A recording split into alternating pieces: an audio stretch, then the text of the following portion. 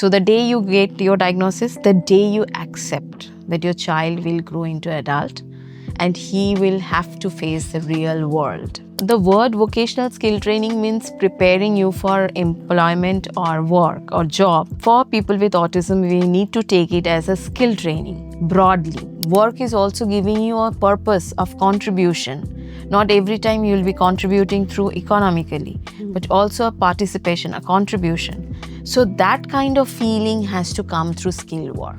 The transition planning is very important, and that link has to be established. Whatever my child is able to do at 6 years might not be pushing him to do the things at 16 years. Work always doesn't give you employability, but work gives you an identity of meaningfully engaged as per age. I would request parents to start thinking what after us. Not only therapy will cure or take the autism out of it, but also to learn to deal with autism in everyday life.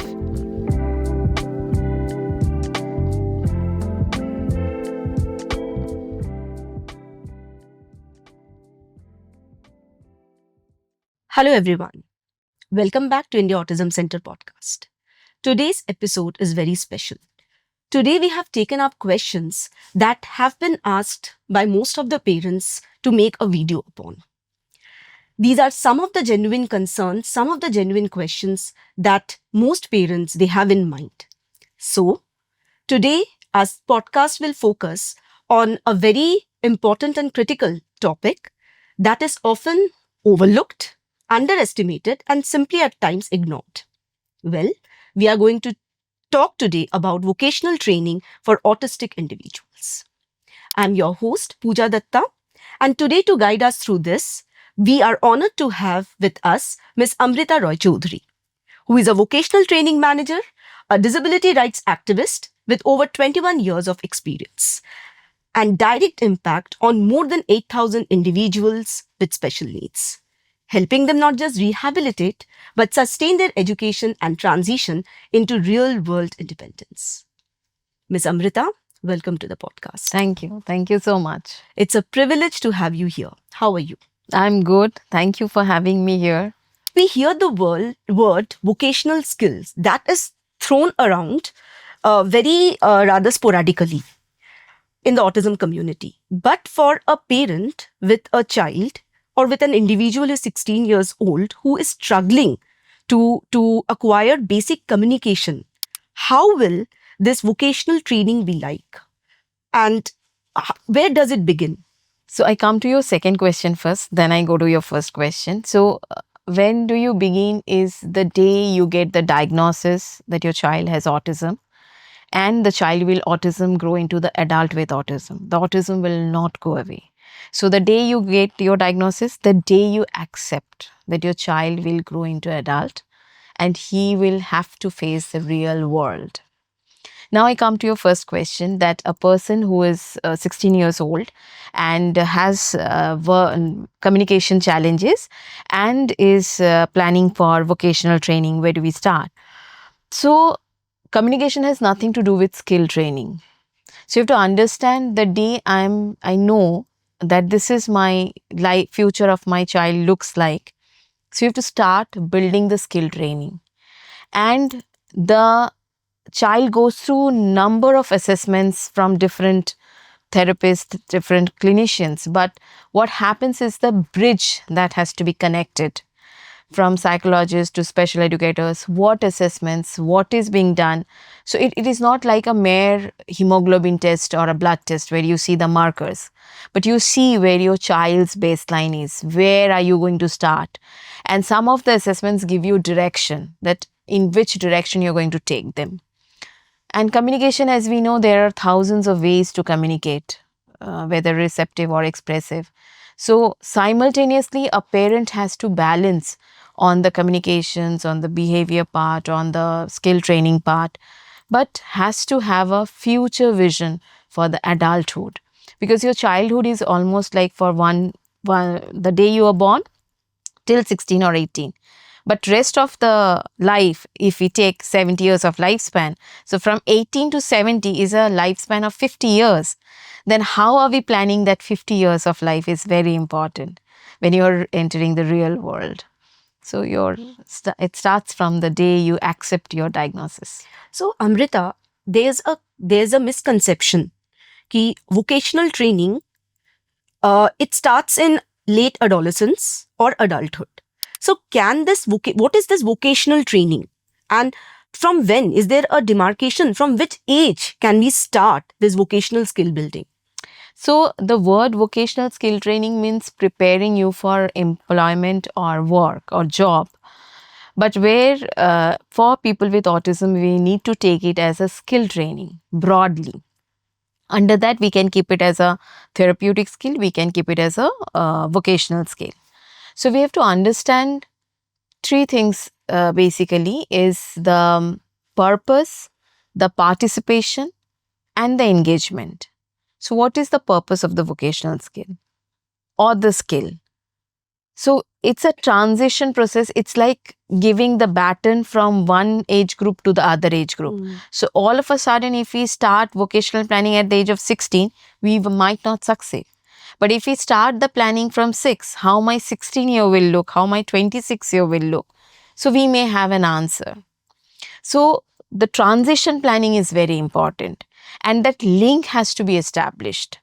Whatever my child is able to do at 6 years, might not be pushing him to do the things at 16 years. And also, if we plan certain things that at 6 years I'm helping my child to achieve those things, maybe I'll be able to push my child at the age of 16 years. But all of a sudden, overnight planning will not happen. So most of the parents, I understand that they, often get puzzled with the word of the diagnosis of autism. So they run after curing, doing therapies. But along with therapies, you have to have a skill building plan as per age, whether it's academics, whether it's certain things to learn, ADLs, anything that comes between. And sustaining these ADLs will definitely help them to achieve the skill training. So I prefer calling it skill training rather than vocational or therapeutic skills, because not every child or individual will be doing it for work or employment. Some might be doing it for meaningful engagement. So that has to be kept in mind. Okay, so it is now rightly said, for us, vocational training, it's always related to some work, because parents, they're apprehensive that what will the individual do as an adult. But as you said, it's a broader perspective, which means the skill building that helps the individual in ADL functioning, in day-to-day life, that also comes under vocational skill building. So absolutely, we have to have a checklist of vocational readiness.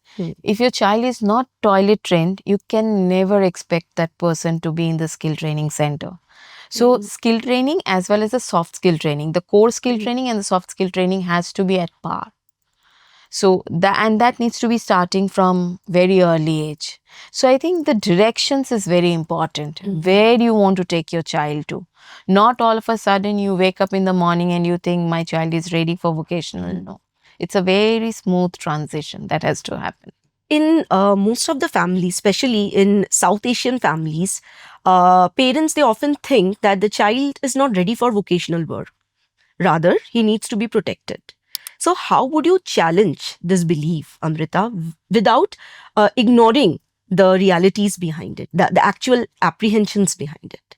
So, in case of this situation with the families, when you get diagnosis, you get certain words associated with it, like your child might need support, your child will not be independent throughout the age, your child might need some adaptive tools, or don't expect too much of academics. So, sitting over the table on the very first day, the kind of words that we feed in the parent's mind is very difficult for a long-term assumption. Overprotection comes from the real life experiences of the parents, where they have got lived experience of rejection, bullying, dishonesty. So that leads to certain kind of overprotection. So I won't say to challenge, but we really need to be empathetic. We really need to have success stories and to make the parents understand that this will be slow and steady. There won't be independence overnight. Rather, we prefer them bringing this, the skills that we are trying to build, that will come over with confidence, that will take time. And not every skill training will lead to very high corporate pressurized job. Some might lead to some assisted work or sheltered work or supported work, like baking, farming, stitching, block printing, the traditional things that we see. So it's like not really building into the skills, but also building upon the identity of a person, that not this person is with autism, but this person is a baker, this person is a farmer. So this kind of identity needs to come along with the skill building. So we need to handle this very slowly and steadily, and be support with the parents, making them giving them directions, making them understand the real age, the adulthood of a person.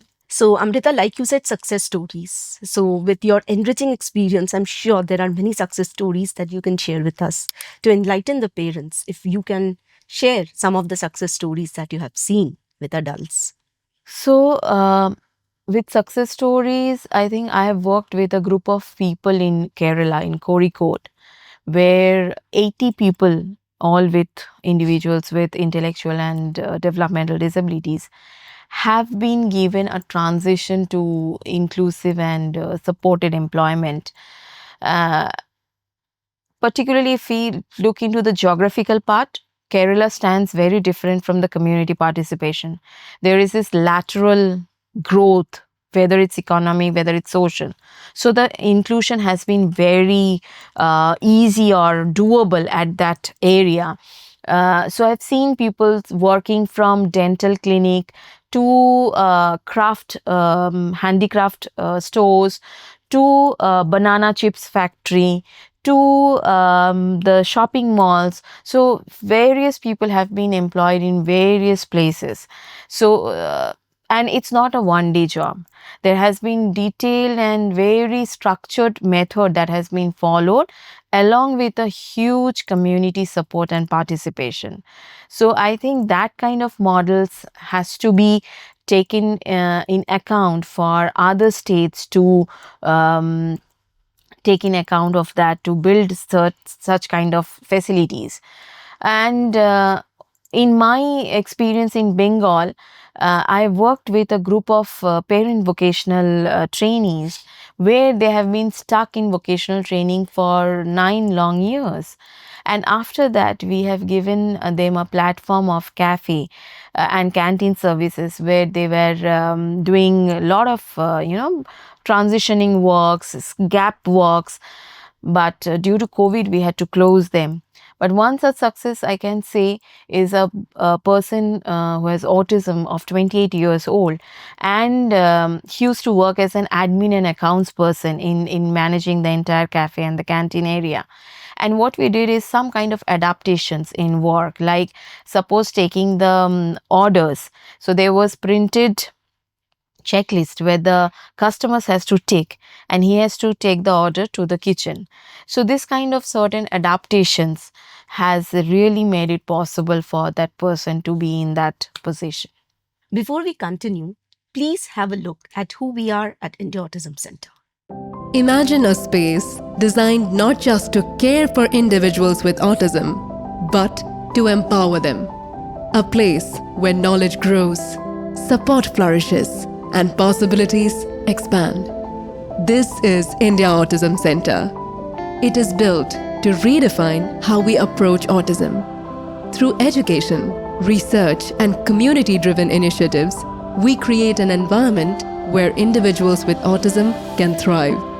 Samavesh, our residential campus, is designed for individuals with autism to live, learn, and grow with dignity and independence.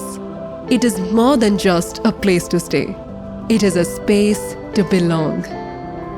Manan, our training academy, prepares professionals to provide specialized care. Through structured programs, we equip individuals with the skills to support neurodivergent communities with confidence and compassion.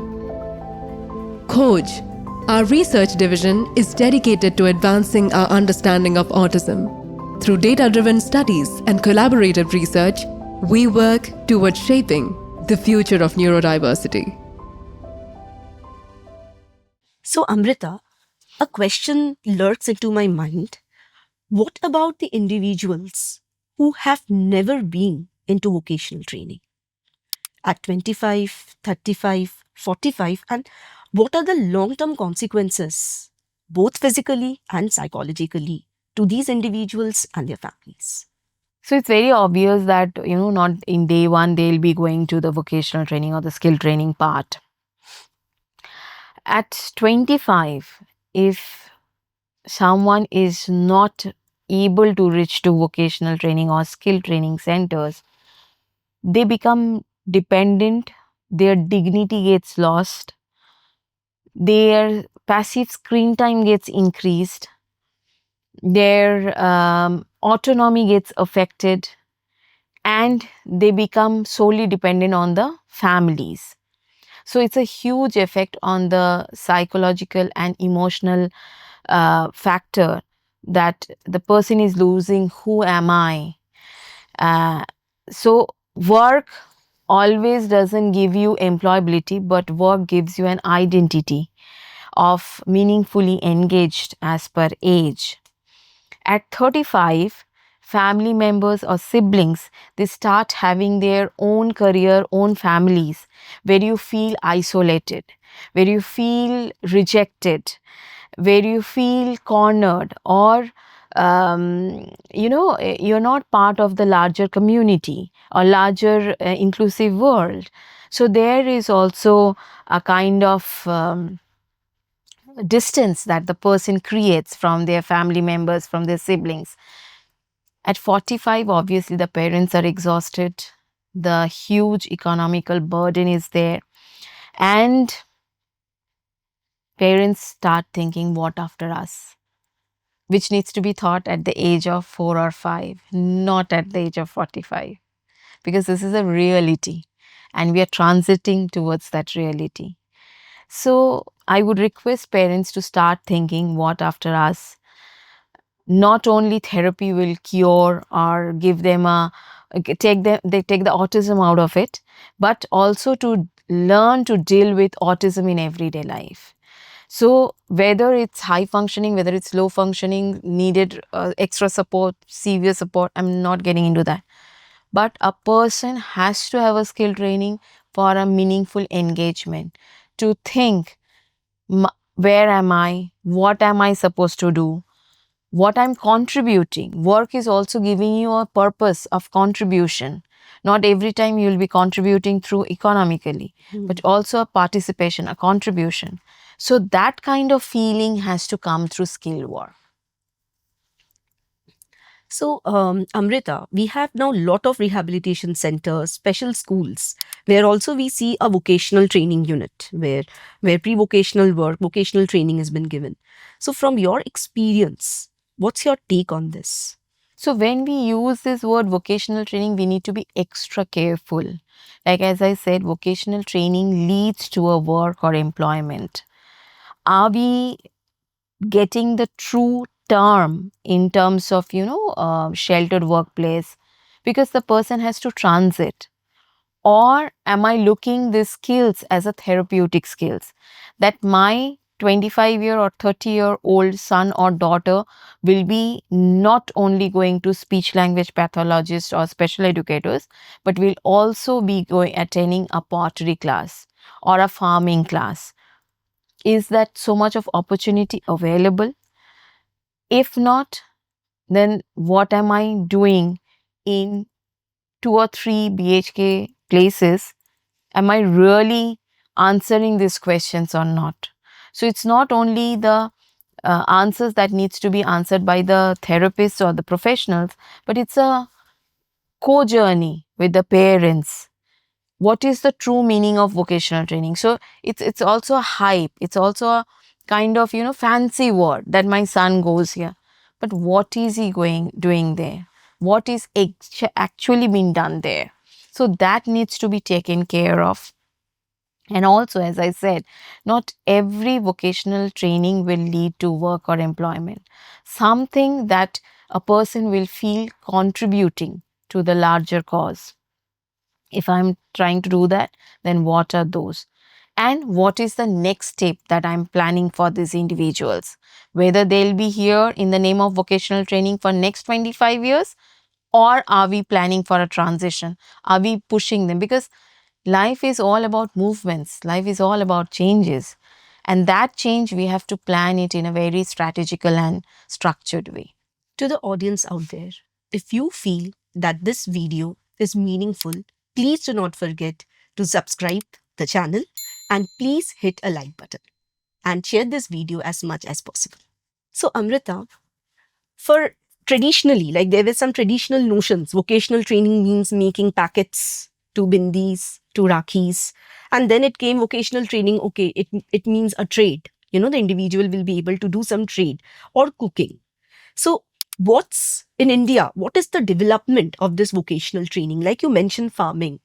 So, are these now incorporated, or it is the same old age traditional views regarding vocational training that is being practiced? There is a lot of change India wide, and people are really coming up with innovative ideas, but it's handful and for handful of people, because you cannot create this kind of spaces for a large number of people. So these models need to come out, the practices need to come out. Wherever we are having conferences, we need people to come out, and also when people are working, no, the very important thing that we miss is the documenting what we did in the day one and how we are looking at the end of the year. Where is the transition? Where is the change going on?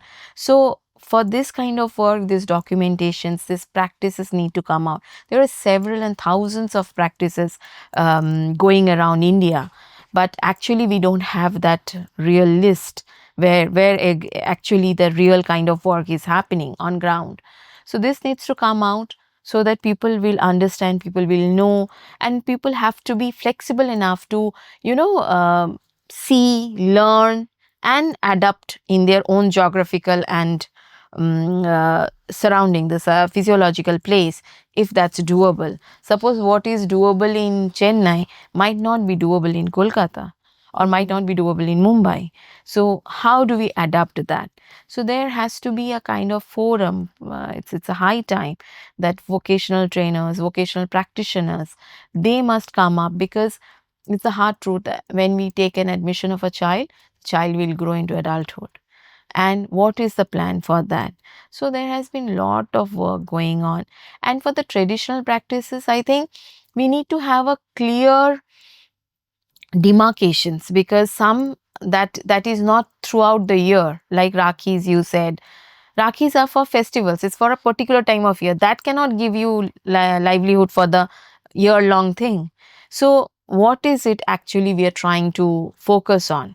So it's a festival thing, it's a throughout the year thing. Then match it with the strengths and the interest of the individuals, then placing them, then tracking the progress and seeing what it comes out. So it's a process. I think there needs to be a lot of conversations going around with the adulthood, the meaningful engagement during adulthood, the next steps towards adulthood. I think this kind of conversations need to come out. So, just following up, for the clarity of parents, now, what does a vocational training starting from the very inception looks like, from assessments to the point where the individual is job ready, like you are telling transition? So, if you can elaborate on this. So first thing, you have to have a checklist whether your individual is vocational ready or not, or skill ready By or which not. age? As early as 12 to 13. Okay. So that you have another 4-5 years of time, so that you can prepare for the transition. So by 12, I think it's a good time to have a vocational checklist assessment. Then comes every step, like if I'm talking about block printing, so I need to have a customized assessment checklist whether according to the strengths and interests till the availability of the training. So we have an assessment checklist over there. Then we have a plan for the training part. Now the question arises, if someone is not ready for the vocational, what do we do? So obviously we give them a tour, give them a experience, exposure, not experience, the exposure of this art. And maybe some fine day that person will come up and will show that interest or communicate that I want to be a part of it. So that kind of exposure needs to be done. But what you're planning for someone high functioning, you cannot plan for someone who is not interested or needs support. So that checklist has to be different. But it's not that it is only for high functioning. It is also for people who need severe support. So they can also be a part of the skill training. But obviously, the plans will be different. The goals will be different. The timeline will be different for them. And the tracking of progress will be different for them. What I'm planning for this person to be vocational ready, might be we will see this person is ready for vocational. So that needs to be done. And till job readiness, I think core skills and soft skills need to go at par. So it has to be very, very thoughtful. And people who have experiences with the adults living with autism or some other intellectual and developmental disabilities must find a way how to accommodate. It's just that the accommodation that needs to be done, and have very individual plans for each individual. So are parents also involved? Because even at times the vocational training that the vocational trainer is seeking for based upon the present functioning, at times maybe that is not par with the parental expectations. So is it again multidisciplinary where parents and other professionals also come in? It depends, obviously, case to case. But for my experience, I think that also depends on the parent's strength and the interest. If a parent want to, somebody, we also took help of parents who are really good in teaching and they had the core subject knowledge. So it is obviously good because you have a lived experience of people with autism and you have the subject matter experience. So matching those interests and skills, I think parents need to be involved in that way. And is there any qualification of a vocational trainer? Like we know that a special educator has to be an RCI licensed personnel. So for vocational training, is there some courses? There are for special educators, for vocational special educators, but I don't think at the planning stage it's also, very hands on. As much as you have seen people with autism, as much as you have worked with them, you have lived with them, it gives you a clear answer. And also, I think for vocational training, planners need to have one thing in common is the entrepreneurship skills, the innovations that you want them to work on this path. That's very important. So I think rather than focusing on qualifications or certifications, you need to have people who are flexible and have innovative mind. Then only you can work with them. So that's true because parents at times becomes the authentic vocational trainers for their individuals. So there are some questions that comes to us, like parents who say that, for example, my child is 22 and he can't hold a conversation independently. So every therapist, ma'am, they are talking about employment readiness. But what does it actually mean for a nonverbal child who has minimally, verbal capacities? And how will the vocational programs actually build for him, or rather it is only for other high functioning individuals? Here the question should be, can my autistic child work, or what is the environment that is provided for a person with autism to succeed? Because it's not always, it's a very one way track that we are doing, always focusing on you do it, you take the training, you be capable. But on the other hand, we hardly see whether this place is inclusive, whether this place is accommodative to the needs of the person with autism. So it's a two-way thing. So we need to have people coming ahead who have an inclusive mindset, who want to make their place very inclusive, friendly, or has a passion of really making into a real world experience. So it's not actually, every time we need to work with people with autism. It's also the other way, making the place ready for people to welcome the people with autism. So it's not one thing, it's a two-way thing. And that's where we lack, I think. We always focus on, especially the disability fraternity, always work on getting the people ready. But very few or very limited capacity we have to prepare our workplace to be really accommodative to each and every kind of people. So I would like to mention that this is a question that has been directly asked from a parent at India Autism Center, and it is really very nicely answered. So parents, especially of adults, they usually are scared that what will happen to my ward after I'm not there. So for them, it's a concern how to, realistically prepare the child, or what is realistic skill building for gaining that self autonomy or independence in the child. First, I think I have to build the trust in my child that he'll be able to do, provided that environment is given to him. So, as I said, overprotection and all comes from your real life experiences. But again, you have to have that community spaces to build up.